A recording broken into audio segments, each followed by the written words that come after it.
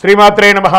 సద్గురు జ్యోతిషాలయం 2025 మే నెల రాశి ఫలితాలని మనం తెలుసుకోబోతున్నాం.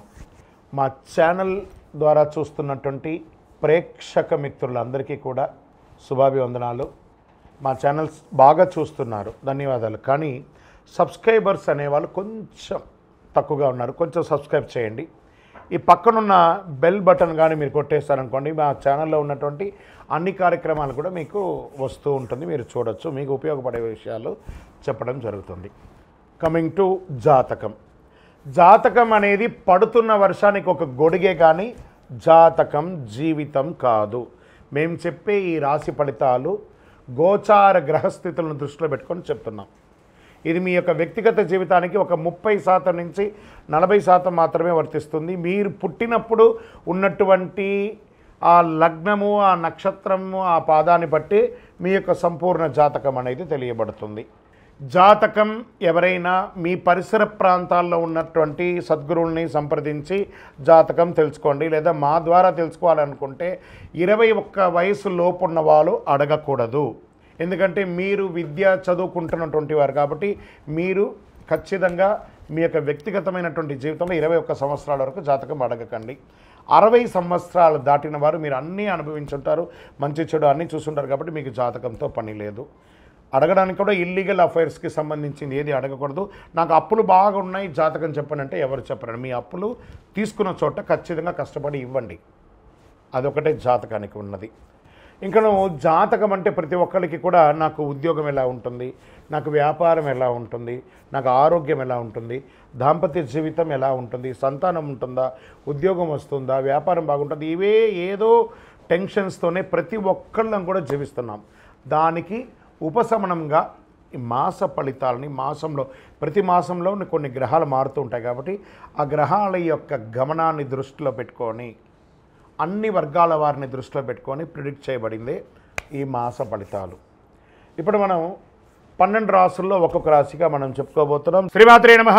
జ్యోతిష్ శాస్త్రీరీత్యా ద్వాదశ రాశుల్లో 8వ రాశి అయినటువంటి వృశ్చిక రాశి మిత్రులారా, మీరు విశాఖ నక్షత్రం 4వ పాదం, అనురాధ నక్షత్రం 1, 2, 3, 4 పాదములు, జ్యేష్ఠ నక్షత్రం 1, 2, 3, 4 పాదాలకు జన్మించిన మీరు వృశ్చిక రాశి వారిగా పరిగణించబడుతున్నారు. ఈ మే నెల 2025 మీకు శుభాశుభ ఫలితాలు ఎలా ఉన్నాయంటే జాక్ పాట్, గెట్ రెడీ. ఈ 2025 అంతా కూడా మీకు బాగా కలిసి వస్తుంది. జాక్ పాట్ అని చెప్పచ్చు. అర్ధాష్టమత్సాన్ని తొలగింది. ఆరోగ్యంగా బాగుంటారు, ఆర్థికంగా బాగుంటారు, మానసికంగా బాగుంటారు, సామాజికంగా బాగుంటారు. అవి ఎలా ఉండబోతున్నాయంటే మీకు ఈ నెల మేము ఎలా చెప్పాలంటే ప్రియమైనటువంటి వృశ్చిక రాశి మిత్రులారా అనాలి. ఎందుకంటే గొప్ప స్థితిలోకి వెళ్ళబోతున్నారు మీరు. వృశ్చిక రాశి వారికి ఈ మాసం అన్ని విధాలుగా బాగుంటుందండి. బృహస్పతి మొదటి భాగంలో అనుకూల స్థితిలో ఉన్నారు. లాభగ్రహానికి అధిపతి అయినటువంటి బుధుడు ఈ నెల 1వ తేదీ మే 7 వరకు 5వ ఇంట్లో ఉంటాడు. లగ్నానికి లేదా రాశికి అధిపతి అయినటువంటి కుజుడు బలహీనపడ్డ కీలక వ్యవహారంలో ధైర్యంతో ముందుకు సాగుతారు. రాజకీయ నాయకులకి ఇది యోగ కాలం. ఫస్ట్ ఎత్తగానే రాజకీయం ఎత్తుకున్నాను చూసారా. రాజకీయ నాయకులు పెద్ద పదవులు పొందుతారు లేదా గొప్ప నిర్ణయాలు తీసుకుంటారు. చేపట్టిన పనిలో కార్యసిద్ధి కలుగుతుంది. ప్రభుత్వ విషయాల్లో అనుకూలం కలుగుతుంది. పర్మిషన్స్ వస్తాయి. మీకు ఆదాయం ఆశించిన దానికంటే గొప్పగా ఉంటుంది. వృత్తి వ్యాపార వ్యవహారంలో కీలక నిర్ణయాలు నెరవేరుస్తారు. సంతాన విషయంలో శుభాశుభ వార్తలు ఉంటాయి. జీవిత భాగస్వామితో సరి అయిన అవగాహన ఉంటుంది. టూర్ కూడా వెళ్తారు. నూతన గృహ నిర్మాణం పనులు అద్భుతంగా సాగుతూ ఉంటాయి. ఉద్యోగస్తులకి జీతభత్యాల విషయంలో శుభవార్తలు అందుకుంటారు. నిరుద్యోగ ప్రయత్నం ఫలిస్తుంది. ప్రభుత్వ ఉద్యోగం, ప్రైవేటు ఉద్యోగం అన్ని రకాలుగా పడుతుంది. ప్రభుత్వ వ్యవహారాల్లో లాభసాటిగా జరుగుతుంది. మాస చివరన ధనపరంగా చిన్న ఇబ్బందులు రావచ్చు. ఆస్తిలో సమస్యలు సున్నితంగా తీరుతుంది. పాత వాహనాన్ని మార్చి కొత్త వాహనం కొనే అవకాశాలున్నాయి. దూర ప్రయాణాలు వాయిదా వేయడం మంచిది. చిన్ననాటి మిత్రులతో విందు వినోద కార్యక్రమంలో పాల్గొంటారు. విద్యార్థులకి కాస్త మిశ్రమ ఫలితం చెప్పచ్చు. ఇంటిలో శుభ కార్యక్రమాలు, శుభవార్తా శ్రవణం వింటారు. ఇల్లు మారబోతున్నట్లయితే గృహప్రవేశాలకి ఈ నెల చాలా అనుకూలంగా ఉంటుంది.